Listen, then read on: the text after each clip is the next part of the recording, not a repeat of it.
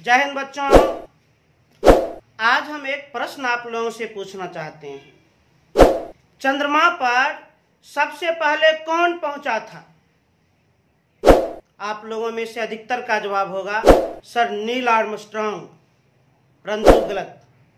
Neil Armstrong नहीं, सबसे पहले उनकी सोच वहां पहुंची थी। वे सोचे होंगे हमें चंद्रमा पर पहुंचना है, चंद्रमा पर कदम रखना है, तब उनका शरीर वहां पर पहुंचा होगा। कहने का अर्थ हमेशा अपनी सोच को ऊपर रखें। दुनिया में कोई भी काम असंभव नहीं है, सभी काम संभव है। इसलिए अपने आप को कभी भी हीन भावना में नहीं देखें।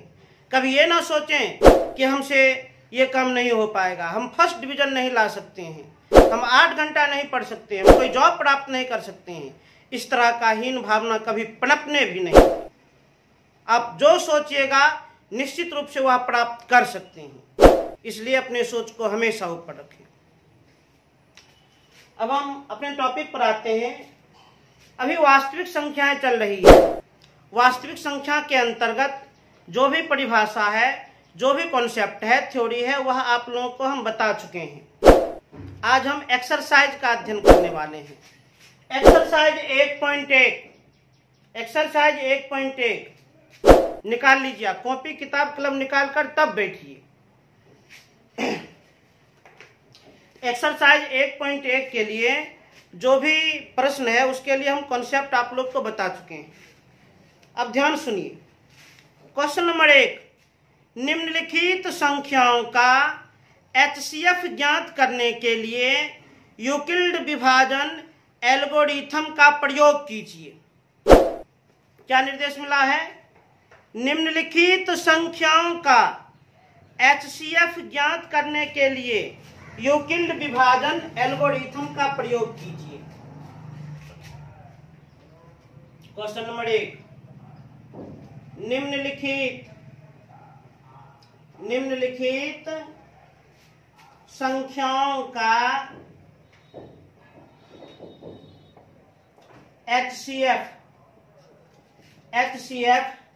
एचसीएफ ज्ञात करने के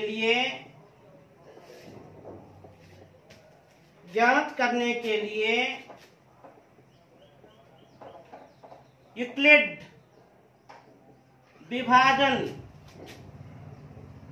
यूक्लिड विभाजन एल्गोरिथम का प्रयोग कीजिए।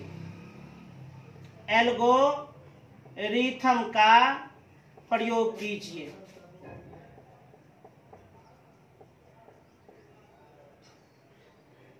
ये सवाल है। इसके अंतर्गत 3 प्रश्न है। पहला क्या है? पहला है 135 और 225। ध्यान दीजिए, क्या निर्देश मिला है, क्या आदेश मिला है? निम्नलिखित संख्याओं का एचसीएफ माने महत्तम समापवर्तक ज्ञात करने के लिए यूक्लिड विभाजन एल्गोरिथम का प्रयोग कीजिए। यूक्लिड विभाजन एल्गोरिथम मतलब भाग विधि। तो प्रश्न सीधा सीधा कहता है भाग विधि के द्वारा महत्तम समापवर्तक निकालिए। भाग विधि के द्वारा महत्तम समापवर्तक निकालिए। निकाल देते हैं। चूंकि भाग विधि के द्वारा, अरे भाई यूक्लिड विभाजन एल्गोरिथम का अर्थ ही होता है भाग विधि। चूंकि भाग विधि के द्वारा महत्तम समापवर्तक ज्ञात करना है तो भाग की क्रिया करें। तो 135 225 को हम भाग लगा देते हैं किससे? 135 से। क्या जाए? एक बार में कितना? 135। 5 में 5 घटेगा 0, 12 में 3 घटेगा तो 9 कट गया। यहाँ पर कोई भी अंक नहीं बचा। जब कुछ भी अंक नहीं बचा हो तो जो शेष रहता है वही भाजक, और जो पूर्व भाजक रहता है वह भाज्य बन जाता है। अब पुनः कितने बार में लगाएंगे? एक बार में। 90, 5, तेरे में 9 घटेगा 4। पुनः हम देख रहे हैं कुछ भी अंक नहीं बचा है। जब कुछ भी अंक नहीं बचा है क्रिया करने के लिए, जो शेष है वही भाजक और जो पूर्व भाजक है वह भाज्य। अब 2 बार में 90, पूरा पूरा ये कट गया। अर्थात 135 और 225, 135 और 225 का महत्तम समापवर्तक कितना निकला है? 45। परंतु इसको लिखेंगे थोड़ा हम वर्ग 10 के लेवल के अनुसार, वर्ग 10 के लेवल के अनुसार।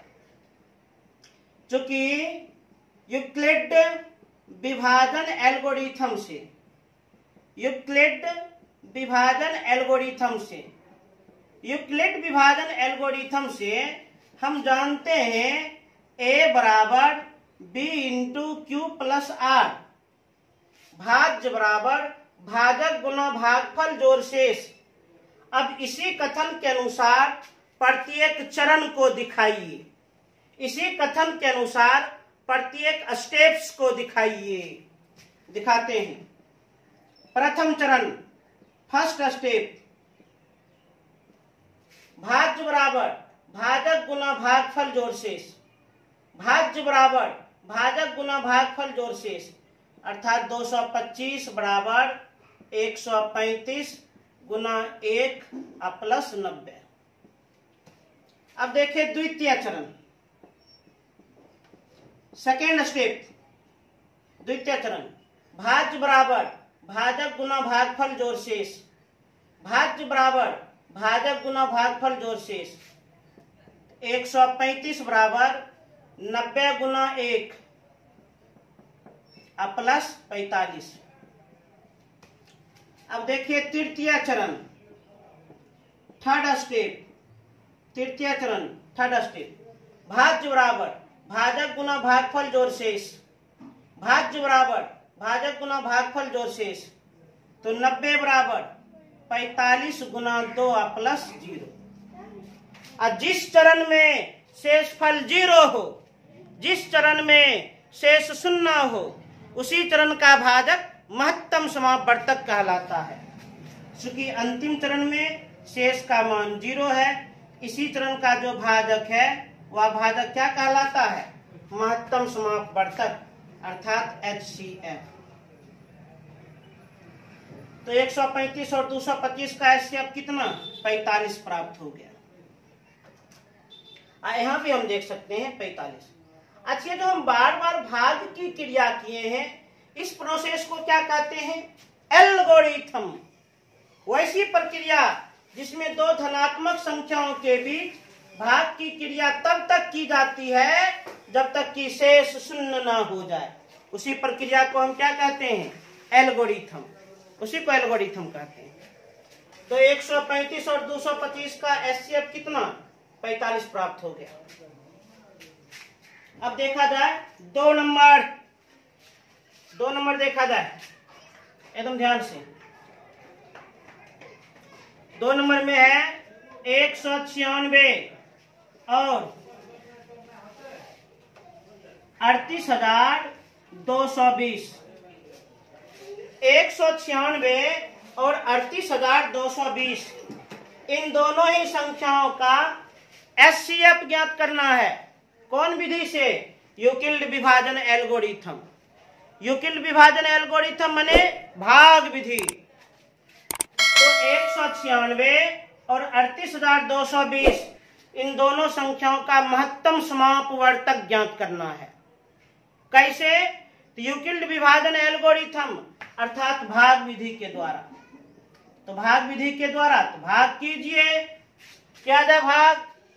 बड़ी संख्या को छोटी संख्या से भाग लगाइए। बड़ी संख्या है 38,220, इसको भाग करेंगे किससे? 196 से। अब भाग की क्रिया तब तक करते रहिए जब तक कि शेष 0 ना हो जाए। भाग की क्रिया तब तक करते रहिए जब तक कि शेष 0 ना हो जाए। क्या जाए? एक बार में 196, कुछ घटेगा? 12 में 6 घटेगा 6, यहाँ पर 7, 17 में 9 घटेगा 8, यहाँ पर 2 में घटेगा 1, 6 6 12 2 हाथ में 1, 8 9 17 18 के हाथ में 2 1 3। अब कुछ अंक बच गया। देखिए यहाँ पर कुछ विद्यार्थी गलती क्या करेगा, मिस्टेक क्या करेगा, 188 को ही भाजक बनाकर 196 में उतार देगा और उसको 20 दिखाई नहीं पड़ा, 20 नहीं दिखाई पड़ा तो गलत तो हो जाएगा। ये मिस्टेक नहीं करना है। कुछ भी अंक बचा हुआ रहे पहले उसका हम कैलकुलेशन कर लेंगे। अभी भी हम देखते हैं ये क्या बचा हुआ है। अभी हम देख रहे हैं कि 20 तो बचा हुआ है, लेकिन हम तो बारी बारी क्रिया करेंगे, भाग कर रहे हैं। अब क्या उतरेगा? 2 उतरेगा, 2 उतार दिए। अब कितने बार में? 196। 9 बार में हम चेकिंग करते हैं। 9 छक 54, 4 हाथ में 5, 9 नमा 81, 81 5, 86 6 हाथ में 8, 9 1 9 8 17। हाँ 9 बार में लग रहा है, 9 बार में लग रहा है। 9 छक 54, 4 हाथ में 5, 9 नमा 81, 81 5, 86 6 हाथ में 8 17। 12 में 4 घटेगा 8, 15 में 6 घटेगा 9, कट गया, कट गया। और भी कोई अंक बचा है? हाँ, अब क्या बच रहा है यहाँ पर? 0, तो 0 को उतारिए। अब दिमाग लगाइए, अब क्या बार में? अब तो ऐसा लग रहा है कि 5 बार में पूरा पूरा कट ही जाएगा। 196 25, 6 5 30, 0 हाथ में 3, 19 5 95, 3 98।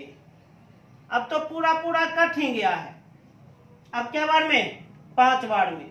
कितना? 980। ये पूरा पूरा कट गया।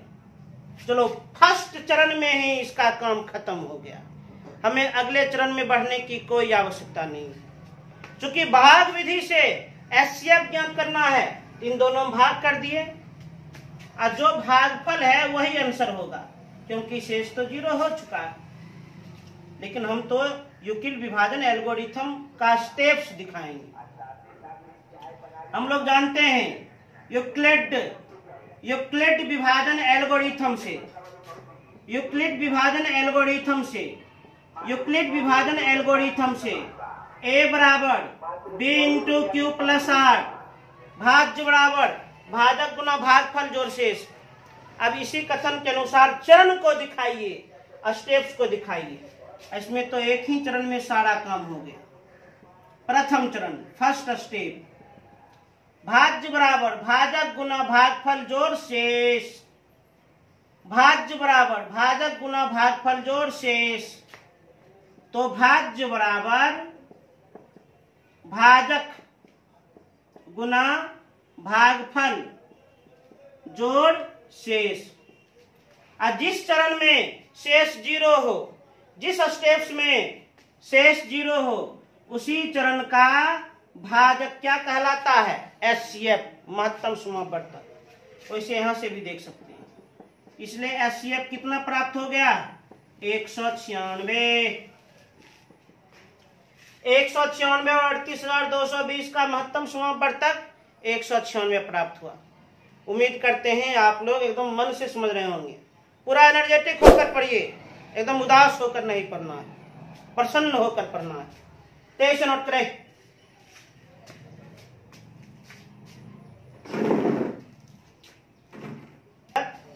क्वेश्चन नंबर 3, 867 और 255, 867 और 255, 867 और 255, इसका एचसीएफ ज्ञात करना है। कैसे? यूक्लिड विभाजन एल्गोरिथम अर्थात भाग विधि के द्वारा। कौन विधि के द्वारा? भाग विधि के द्वारा। तो भाग किया जाए, तो बड़ी संख्या को भाग कर दिया जाए छोटी संख्या से। कीजिए, कितना बार लगेगा? लगता है 3 बार में। तो 255 तिया 5 तिया 15, 5 हाथ में 1, 5 तिया 15, 1 16, 6 हाथ में 1, 3 दूनी 6 1 7, 5 तिया 15, 5 हाथ में 1, 5 तिया 15, 1 16, 6 हाथ में 1, 3 दूनी 6 1 7। 4 बार में तो बढ़ ही जाएगा। तो 3 बार में 765, 7 में 5 घटाएंगे 2, 6 में 6 घटाएंगे 0, 8 में 7 घटाएंगे 1। अब ध्यान से देखिए, यहाँ पर कोई भी अंक क्रिया करने के लिए नहीं बचा है। अभी 2 नंबर में बचा था ने, किए थे, परंतु यहाँ पर कोई भी अंक क्रिया करने के लिए नहीं बचा है। तो चूंकि क्रिया करने के लिए नहीं बचा है, इसको बना दिए भाजक। अब पूर्व भाजक को बना देंगे हम भाज्य। अब ये कितना बार में, अब ये 2 बार में लगेगा 204, 2 बार में लगेगा 204, 5 में 4 घटाएंगे 1, 5, ये कट गया। पुनः देखते हैं, यहाँ पर कोई भी अंक नहीं बचा है, कोई भी अंक नहीं बचा है, तो हम आगे बढ़ सकते हैं। इसको हम बना देते हैं भाजक, और जो पूर्व भाजक है उसको बना देते हैं भाज्य। 51 दूना 102, पूरा पूरा कट ही गया। भाग की क्रिया तब तक करते रहें जब तक कि शेष 0 ना हो जाए, और शेष जैसे ही 0 हो जाए तो वहां पर रुक जाइए, वहां पर स्टॉप हो जाइए। तो 867 और 255 का महत्तम समावर्तक कितना, 51। परंतु इसी को थोड़ा हम स्टेप्स के द्वारा, चरण के द्वारा प्रदर्शित करेंगे। चूंकि यूक्लिड विभाजन एल्गोरिथम से, यूक्लिड विभाजन एल्गोरिथम से, यूक्लिड विभाजन एल्गोरिथम से हम लोग जानते हैं a बराबर b into q plus r, भाज्य बराबर भाजक गुना भागफल जोड़ शेष, भाज्य बराबर भाजक गुना भागफल जोड़ शेष। अब इसी के अनुसार प्रत्येक चरण को प्रदर्शित करें। इस सवाल में देख रहे हैं 1 चरण, 2 चरण, 3 चरण में यह सवाल बना है, तो तीनों चरण को दिखलाया जाए, प्रदर्शित किया जाए। प्रथम चरण, फर्स्ट स्टेप्स, भाज्य बराबर भाजक गुना भागफल जोड़ शेष, भाज्य बराबर भाजक गुना भागफल जोड़ शेष। तो 867 बराबर 255 गुना 3 प्लस 102। अब देखा जाए द्वितीय चरण, सेकेंड स्टेप्स, द्वितीय चरण, भाज्य बराबर भाजक गुना भागफल जोड़ शेष, भाज्य बराबर भाजक गुना भागफल जोड़ शेष, अर्थात 255 बराबर 102 गुना 2 प्लस 51। अब देखा जाए तृतीय चरण, थर्ड स्टेप्स, तृतीय चरण, भाज्य बराबर भाजक गुना भागफल जोड़ शेष, भाज्य बराबर भाजक गुना भागफल जोड़ शेष। तो भाज्य बराबर भाजक गुना भागफल जोड़ शेष। और जिस चरण में शेष 0 हो, जिस चरण में शेष 0 हो, उसी चरण का भाजक, उसी चरण का भाजक एचसीएफ कहलाता है। अर्थात ये दोनों का एचसीएफ कितना, ये दोनों का एचसीएफ हो गया 51। तो उम्मीद करते हैं अब आप लोग विभाजन एल्गोरिथम अर्थात भाग विधि के द्वारा एचसीएफ ज्ञात करना सीख चुके हैं। इसे तेज से नोट कीजिए।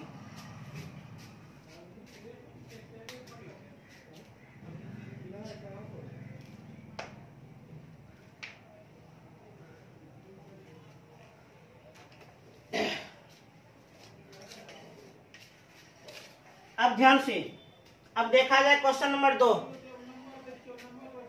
क्वेश्चन नंबर 2 देखा जाए। मेरे बहादुर छात्र अपने ऊर्जा को कम ना होने दें।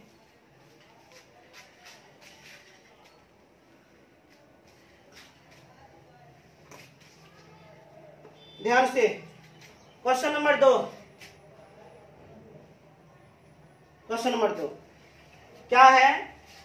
दर्शाइए कि कोई भी धनात्मक विषम पूर्णांक 6q + 1 या 6q + 3 या 6q + 5 के रूप का होता है जहां q कोई पूर्णांक है। क्या कह रहा है?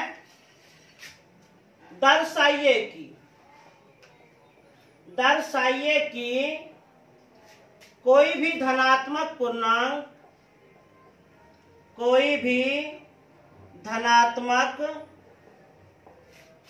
विषम पूर्णांक, कोई भी धनात्मक विषम पूर्णांक 6q + 1 या 6q + 3 या 6q प्लस 5 के रूप का होता है, के रूप का होता है,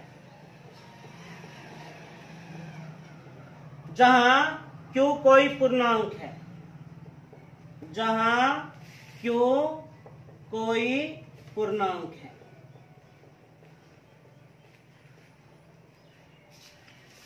बोर्ड के एग्जाम के अनुसार ये सब बोर्ड में बराबर पूछता है। इस प्रकार का प्रश्न बोर्ड में बराबर पूछता है।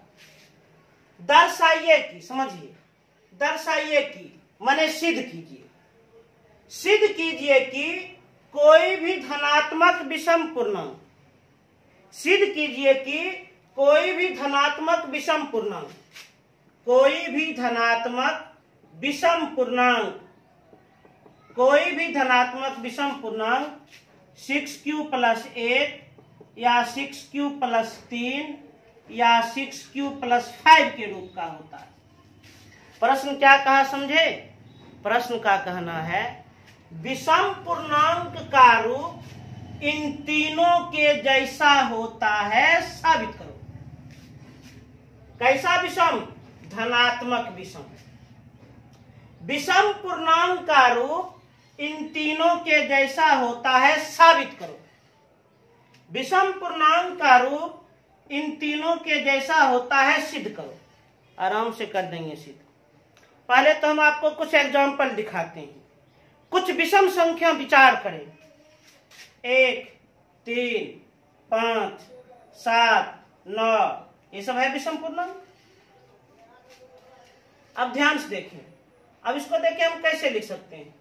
इस 1 को हम लिख सकते हैं 6 गुना 1, 6 गुना 0 प्लस 1।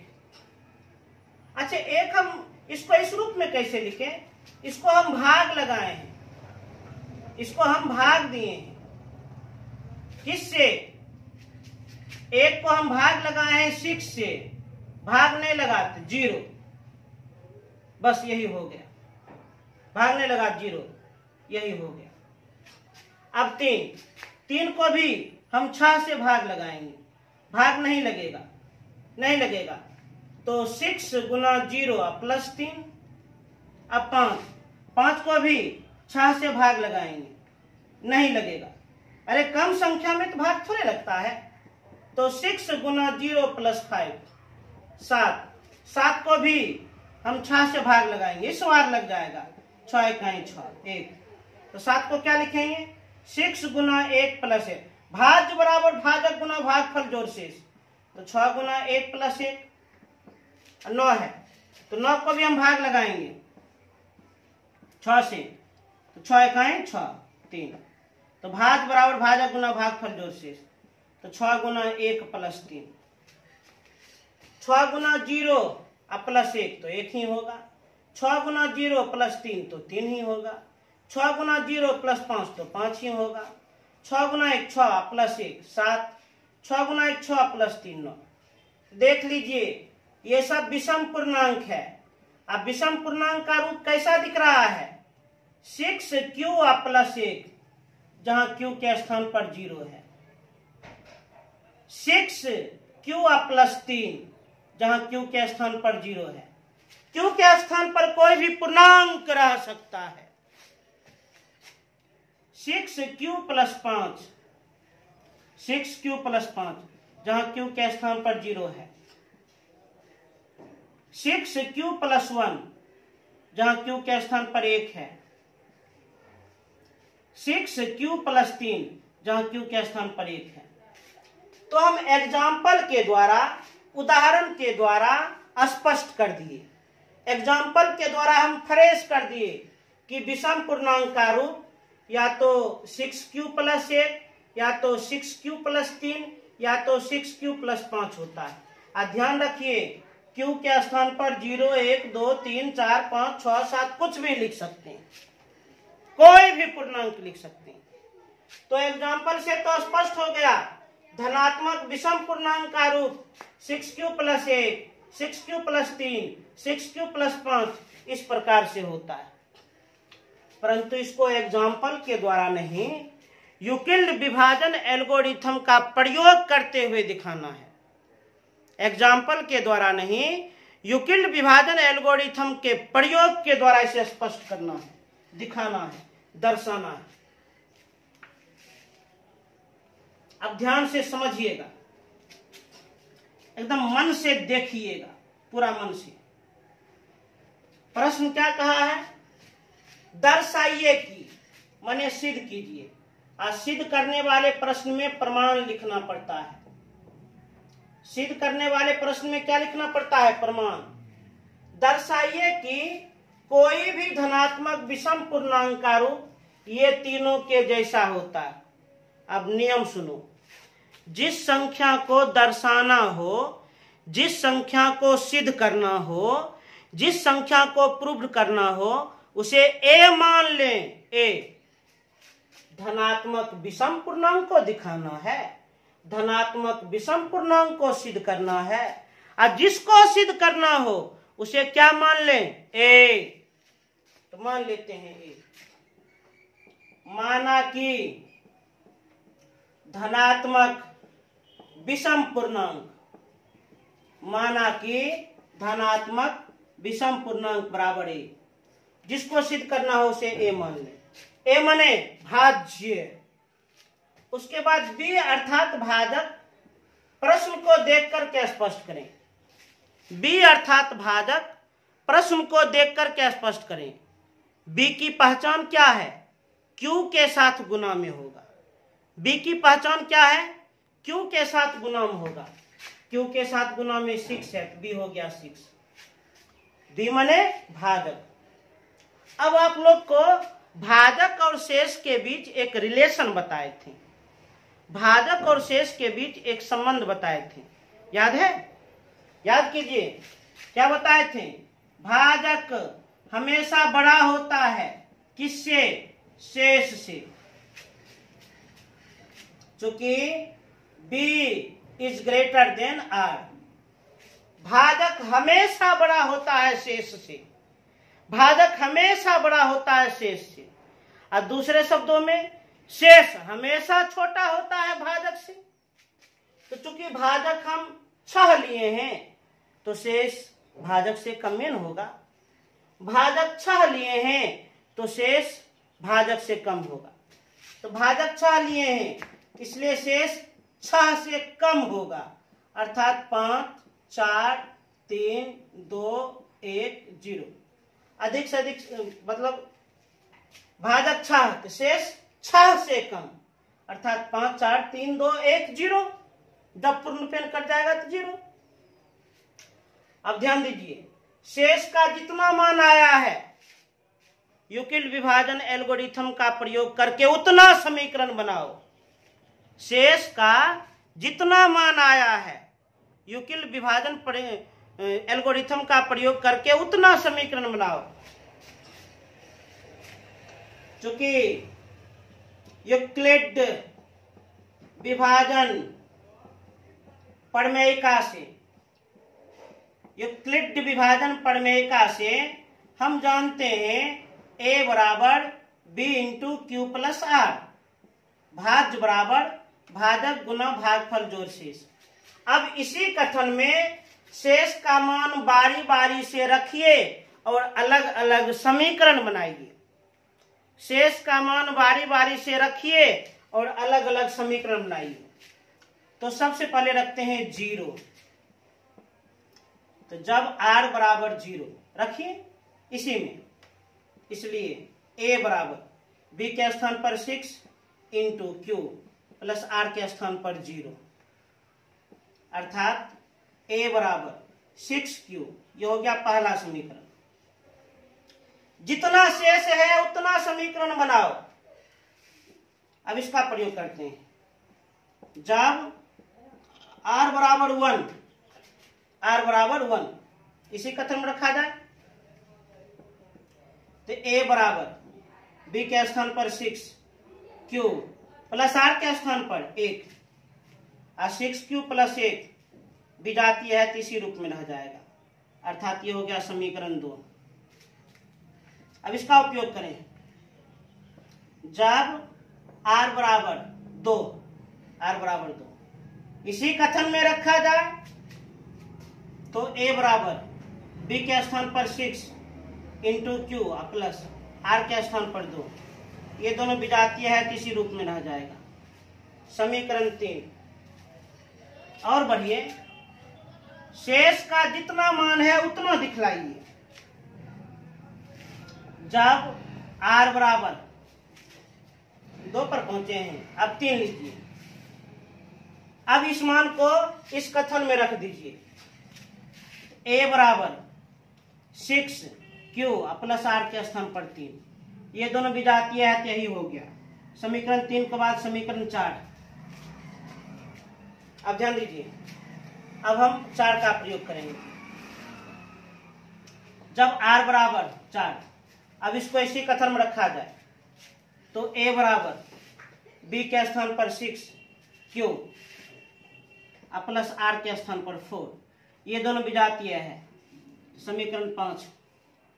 और जब r बराबर 5, अरे शेष का जितना मान हो उतना समीकरण बनता है। यहाँ पर शेष का कुल 6 मान है तो 6 समीकरण बनेगा। अब इसको इस कथन में रखा जाए तो a बराबर b के स्थान पर 6 क्यू प्लस r के स्थान पर कितना, तो r के स्थान पर लिख देते हैं हम 5, तो ये दोनों विजातीय है, इसी रूप में रह जाएगा। तो शेष का जितना मान था उस मान को बारी बारी से इस कथन में हम रख करके समीकरण प्राप्त किए हैं। कुल 6 समीकरण प्राप्त हुआ है। अब इस समीकरण पर एकदम ध्यान से स्थिर से विचार विमर्श किया जाए। तो सबसे पहले इस चीज को हम मिटा देते हैं, चाहे रहने दीजिए अभी। धनात्मक विषम पूर्णांक को ए माने हैं। समीकरण 1, ए क्या है, विषम, और 6 क्यू यहाँ पर पूर्णांक है। किसी भी पूर्णांक में यदि गुना करेंगे 6 से तो सम मिलेगा। किसी भी पूर्णांक में 6 से गुना करेंगे तो क्या मिलेगा, सम मिलेगा, सम। ए क्या है, ए है विषम। ए को हम क्या माने हैं, विषम, तो ए है विषम और 6 क्यू है सम। बायां पक्ष विषम और दायां पक्ष सम, ऐसा कभी नहीं होगा, काट दिए।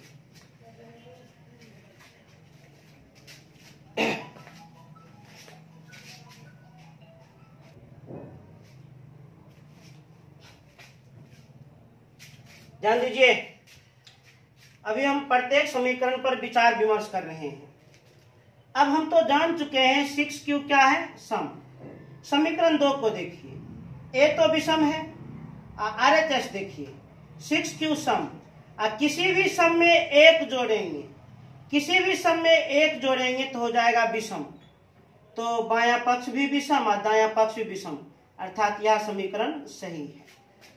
अब समीकरण 3, ए तो विषम है और 6 क्यू सम, और किसी भी सम में 2 जोड़ेंगे तो सम प्राप्त होगा। किसी भी सम में 2 जोड़ेंगे तो सम प्राप्त होगा। तो LHS विषम RHS सम, LHS विषम RHS सम, ऐसा नहीं होगा, काट दी। अब ये समीकरण 4,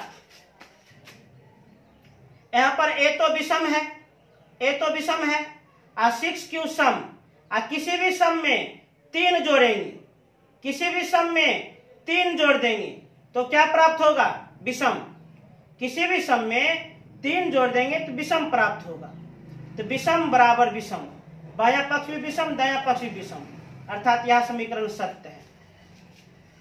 अब समीकरण 5 देखिए, ए तो विषम है और 6 क्यू सम, और किसी भी सम में 4 जोड़ेंगे तो सम मिलेगा। किसी भी सम में 4 जोड़ेंगे तो सम मिलेगा। तो बायां पक्ष विषम और दायां पक्ष सम, बायां पक्ष विषम और दायां पक्ष सम, ऐसा नहीं हो सकता, काट दिए।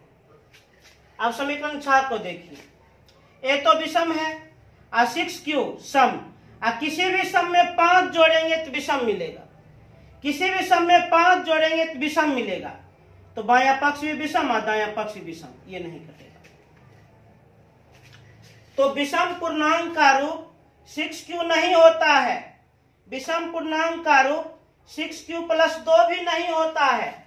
विषम पूर्णांक का रूप 6q + 4 भी नहीं होता है, बल्कि विषम पूर्णांक का रूप 6q + 1, विषम पूर्णांक का रूप 6q + 3, विषम पूर्णांक का रूप 6q + 5 होता है। तो समीकरण 1, 2, 3, 4, 5 और 6 से स्पष्ट होता है कि धनात्मक विषम पूर्णांक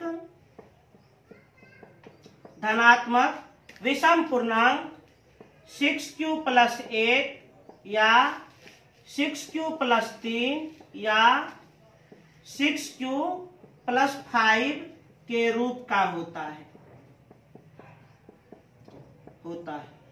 प्रूफ। ऐसे करके बोर्ड एग्जाम में बनाइएगा तो फुल मार्क देगा, 1 अंक भी नहीं काटेगा वह। थोड़ा इसका समरी सुन लीजिए। क्या कहा?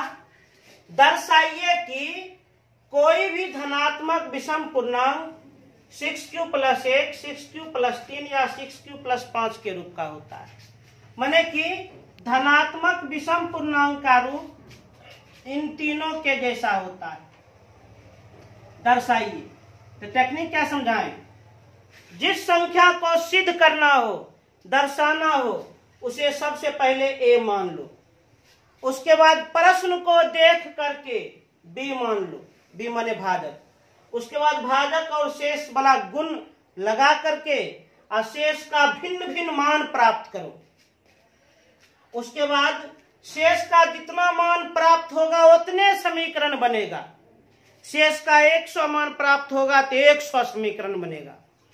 यहाँ पर शेष का 6 मान प्राप्त हुआ तो 6 समीकरण बनेगा। कैसे? यूक्लिड विभाजन प्रमेयिका वाले इस कथन का उपयोग करते हुए शेष के इस मान को बारी बारी से इस कथन में रखते हुए 6 समीकरण प्राप्त हुआ।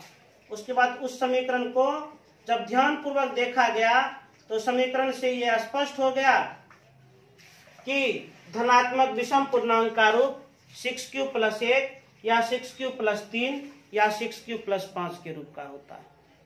इसे आप तेजी से नोट करें, थोड़ा समय लिए हैं लेकिन बहुत इसको गहनता से बताएं। तेजी से नोट कीजिए।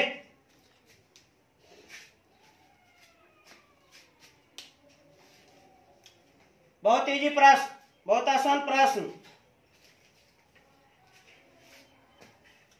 अब देखा जाए क्वेश्चन नंबर 3।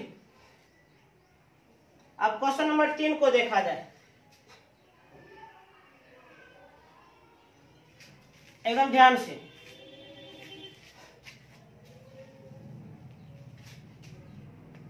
क्वेश्चन नंबर 3 क्या कहता है, एकदम ध्यान पूर्वक देखा जाए, पूरा मन से देखा जाए।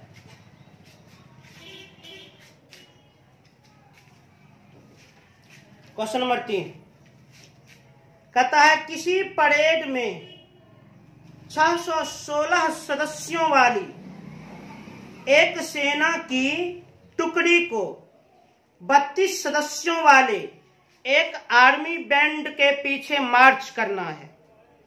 दोनों समूहों को समान संख्या वाले स्तंभों में मार्च करना है। उन स्तंभों की अधिकतम संख्या क्या है जिसमें वे मार्च कर सकते हैं। क्वेश्चन नंबर 3 जो है ये आप लोग थोड़ा लॉन्ग है, उतना हम नहीं लिखेंगे, आप लोग समझदार हैं, हर बात को समझते हैं। किताबें से आप लोग मदद ले लीजिए, हम केवल पढ़ देते हैं क्वेश्चन।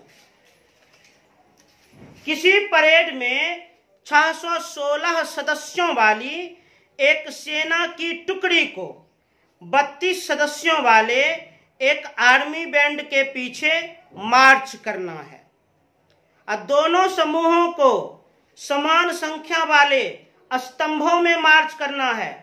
उन स्तंभों की अधिकतम संख्या क्या है। आज जिस प्रश्न में भी अधिकतम या महत्तम या सबसे बड़ी, जिस प्रश्न में भी अधिकतम या महत्तम या सबसे बड़ी को देखिएगा तो समझ जाना आपको HCF निकालना है। किसी शब्द समस्या में अधिकतम या महत्तम या सबसे बड़ी को देख लीजिएगा तो क्या निकालना है? HCF निकाल लेते हैं। HCF किन किन संख्या का? पहले उसे समझ लीजिए बात क्या है। कुल मिलाकर 616 सैनिक है, 616 सैनिक है। आप 32 सदस्यों वाले आर्मी बैंड मान लीजिए, इसमें कुल मिलाकर 32 गो सैनिक खड़ा है, 32 गो सैनिक खड़ा है। इसी के पीछे हमको सैनिक को और खड़ा करना है, तो कुल कितना स्तंभ में ये सब सैनिक एडजस्ट हो जाएगा? कुल क्या गो स्तंभ में, क्या गो लाइन में, क्या गो पंक्ति में ये सारा सैनिक सेटिंग हो जाएगा? तो इसे टेक्निक क्या बताए? अधिकतम, महत्तम या सबसे बड़ी का चर्चा हो तो क्या निकालिए? HCF निकाल लेते हैं। HCF किसका? 616 और 32 का, यही दोनों का HCF निकाल लिया जाए। भाग विधि से ही निकाल लेते हैं। भाग कीजिए तो बड़ी संख्या को छोटी संख्या से भाग कर देते हैं। 32, 32 इकाई 32,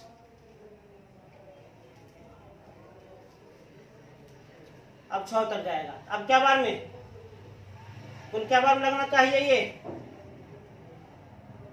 9 बार में। 9 दूनी 18 का 8 में 1 और 9 क्या 27 1 28, 16 में 8 घटेगा 8, कट गया। अब यहाँ पर कोई भी अंक नहीं बचा है तो अगला चरण में प्रवेश कीजिए। ये भाजक अब पूर्व भाजक बन जाएगा भाज्य, 8 चौक 32। इन दोनों संख्याओं का महत्तम समावर्तक कितना? 8। इसलिए स्तंभों की अधिकतम संख्या, स्तंभों की अधिकतम संख्या, अधिकतम संख्या कितनी? 8 प्राप्त होगी। स्तंभों की अधिकतम संख्या कितनी प्राप्त होगी? 8 प्राप्त होगी। 8, इसलिए लिख दिए हम 8। तेजी से नोट किया जाए, एकदम फुल स्पीड से।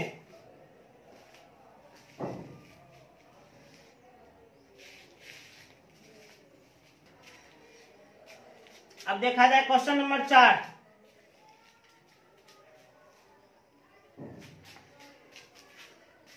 क्वेश्चन नंबर 4 एकदम ध्यान से। क्या लिखा है 4 में? यूक्लिड विभाजन प्रमेयिका का प्रयोग करके दर्शाइए कि किसी धनात्मक पूर्णांक का वर्ग किसी पूर्णांक m के लिए 3m या 3m + 1 के रूप का होता है। क्वेश्चन नंबर 4 में क्या कहता है? यूक्लिड विभाजन प्रमेयिका का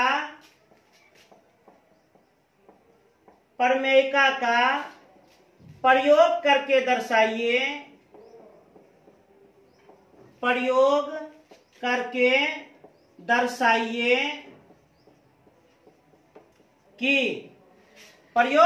दर्शाइए कि किसी धनात्मक पूर्णांक का वर्ग, किसी धनात्मक पूर्णांक का वर्ग, किसी धनात्मक पूर्णांक का वर्ग किसी पूर्णांक m के लिए,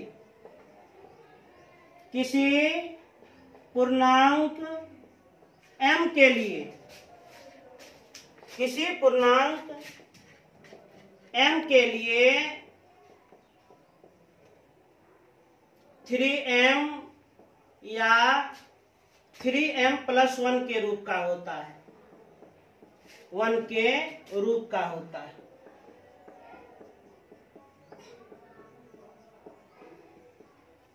एकदम ध्यान से। प्रश्न क्या कहता है?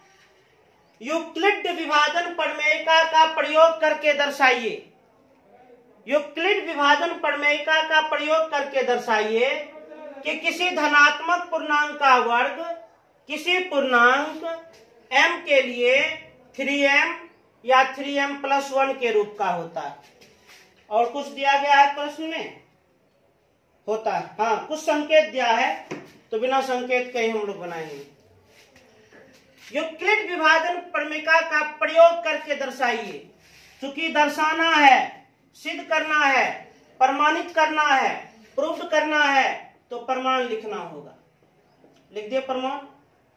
तो सबसे पहले हम एग्जाम्पल के द्वारा ही दर्शा देते हैं और तब हम प्रमेयिका का प्रयोग करेंगे।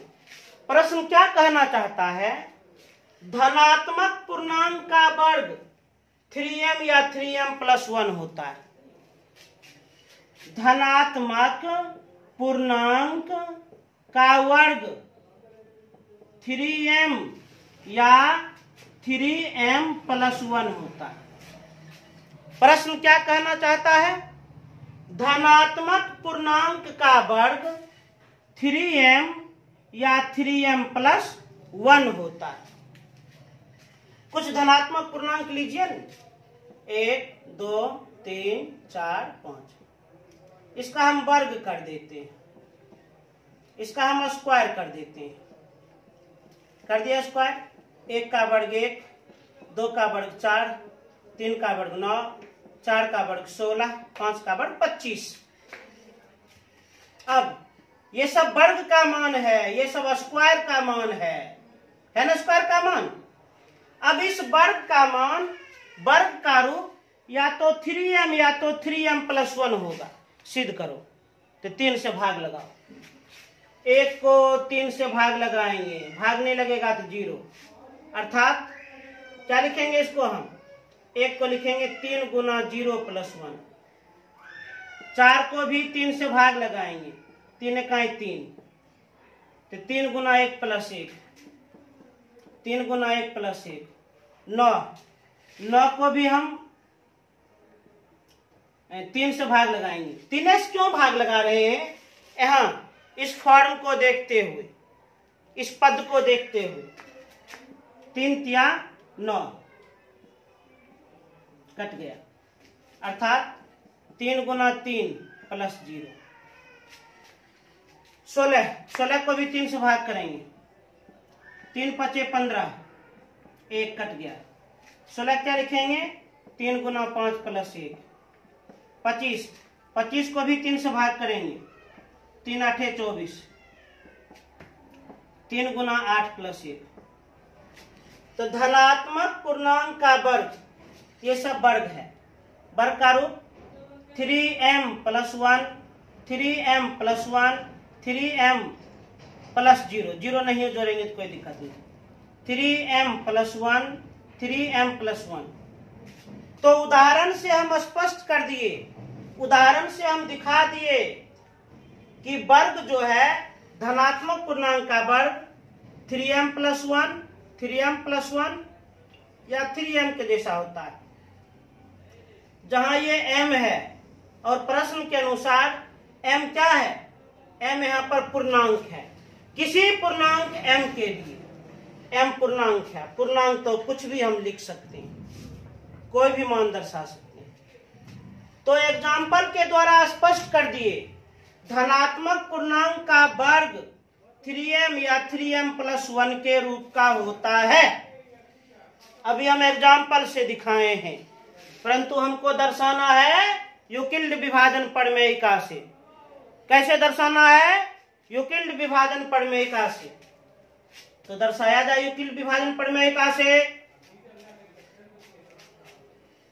एकदम दर्शा देते हैं, एकदम नियम से बढ़िए। नियम क्या कहता है? नियम के अनुसार जिस संख्या को दर्शाना हो, सिद्ध करना हो, प्रमाणित करना हो, प्रूव्ड करना हो, उस संख्या को a माने। किसको दर्शाना है? किसी धनात्मक पूर्णांक। तो धनात्मक पूर्णांक को हम a मान लेते हैं। माना कि धनात्मक पूर्णांक बराबर a माने भाग। उसके बाद b जो है वह प्रश्न को देखकर निकालिए। जब हम प्रश्न को देखते हैं तो पूर्णांक के साथ गुणा में 3 है। अब पूर्णांक के साथ गुणा में जो रहता है वही बी माने भाजक। अब भाजक और शेष वाला गुण लागू कीजिए, भाजक और शेष वाला गुण लागू कीजिए। चूंकि बीज ग्रेटर देन आर, भाजक बड़ा है किससे? शेष से। भाजक है 3 तो शेष 3 से कम होगा।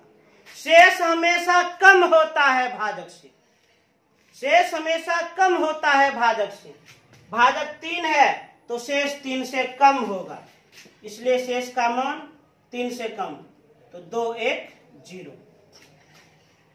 शेष का जितना मान उतना ही समीकरण बनेगा, शेष का जितना मान उतना ही समीकरण बनेगा। तो शेष का 3 गो मान तो 3 गो समीकरण बनेगा। जो कि समीकरण कैसे बनेगा?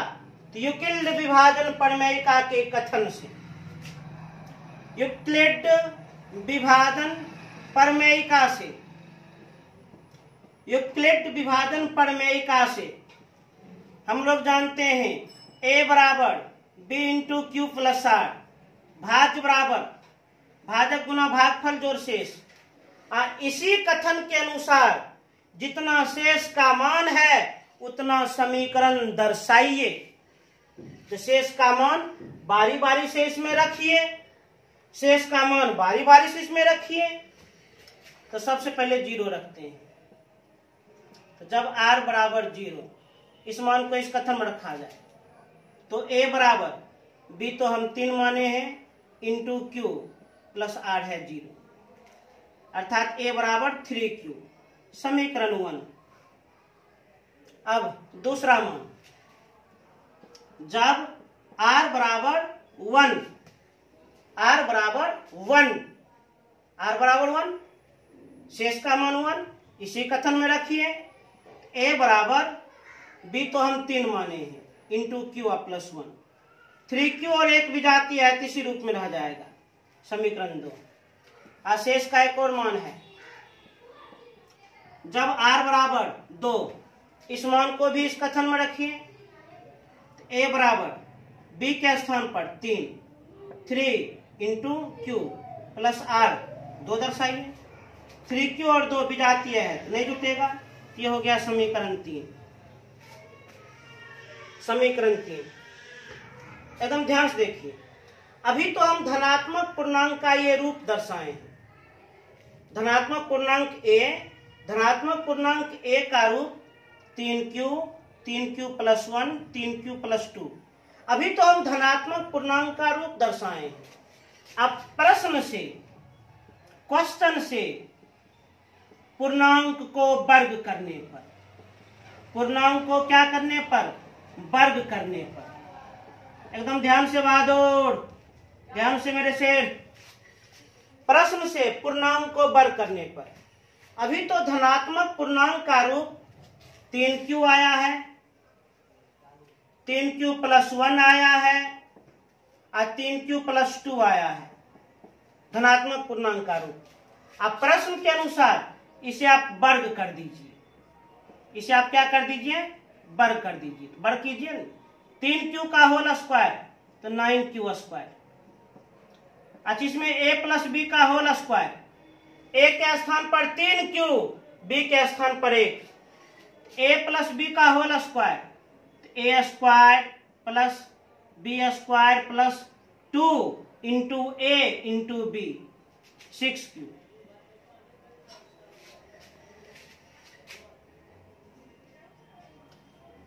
थ्री क्यू प्लस 2 का होल स्क्वायर। इसमें भी a प्लस बी का होल स्क्वायर, a के स्थान पर 3q और b के स्थान पर 2, a प्लस बी का होल स्क्वायर तो a square plus b square plus 2ab, 2ab 3×6=12q। अब ध्यान से देखिए तो इसको हम लिख सकते हैं 3 इंटू 3q स्क्वायर, जहां m बराबर क्या है? 3q square. अच्छा, इसको भी सेटिंग करते हैं, कर देते हैं। इसमें और इसमें क्या कॉमन, 3q कॉमन मिल गया, 3m + 1, नहीं केवल 3 ही कॉमन लेते हैं, केवल 3 हम कॉमन लिए। इसमें और इसमें क्या कॉमन, 3, तो इसमें क्या बच गया, 3q², इसमें क्या बच गया, +2q, अलग में +1।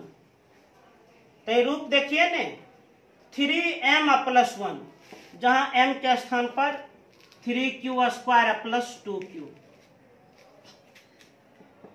इसमें और इसमें केवल 3 ही कॉमन लेना है।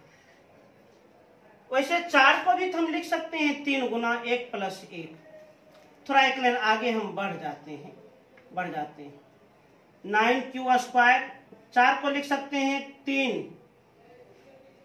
3 इकाई 3 + 1, बाद में एडजस्ट कर लेंगे, चाहे भी कर लेते, 3 गुना 1 3 + 1 4, प्लस 12q, 1 पद 2 पद 3 पद 4 पद। अब ये तीनों पद में हम कुछ कॉमन ले सकते हैं, ये तीनों पद में हम क्या कॉमन ले सकते हैं, 3 कॉमन ले लिए, इसमें 3 कॉमन लिए 3q², इसमें 3 कॉमन लिए +1, इसमें 3 कॉमन लिए +4q, और बचा क्या, +1। और जहां m क्या है, 3q² + 1 + 4q।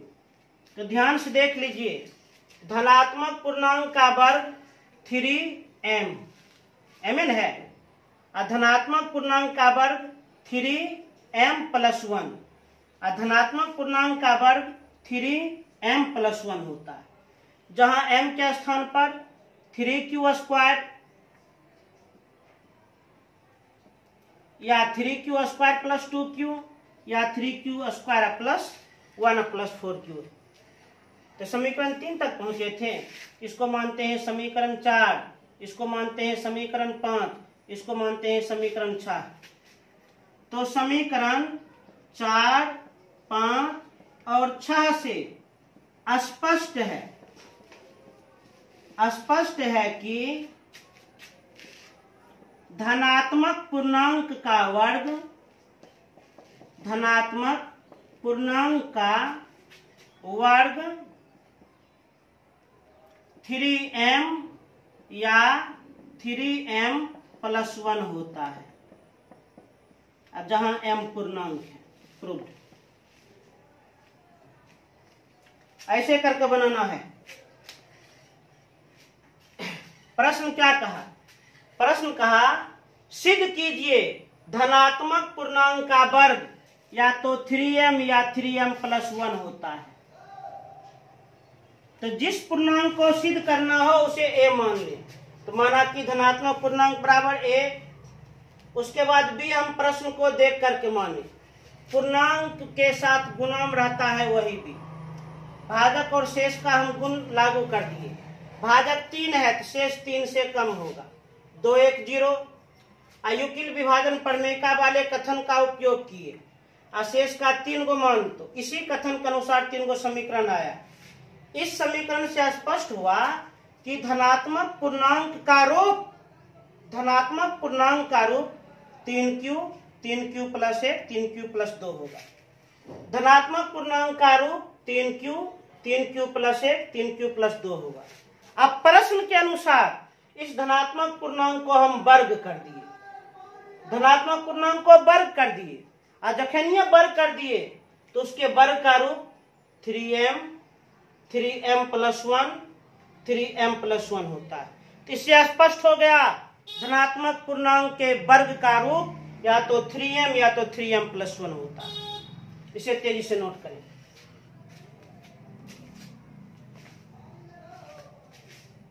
तो उम्मीद करते हैं ये प्रश्न आप लोग को अच्छी तरह से समझ में आ गया होगा। एक प्रश्न मेरे एकदम बहादुर छात्र आप लोग के लिए छोड़ते हैं। आप लोग कोशिश करना, मेहनत करना, नहीं बनेगा तो हम जरूर बताएंगे। आज जितना भी बताए हैं उसे आप लोग निश्चित रूप से एकाग्र मन से बढ़िया से नोट करके, वीडियो को रोक करके नोट कर लीजिए, और समझते हुए 2 या 3 बार जरूर बना लीजिएगा, अपने स्पष्ट हो जाएगा, क्लियर हो जाएगा। फिर अगले क्लास में मिलते हैं, तब तक के लिए जय हिंद।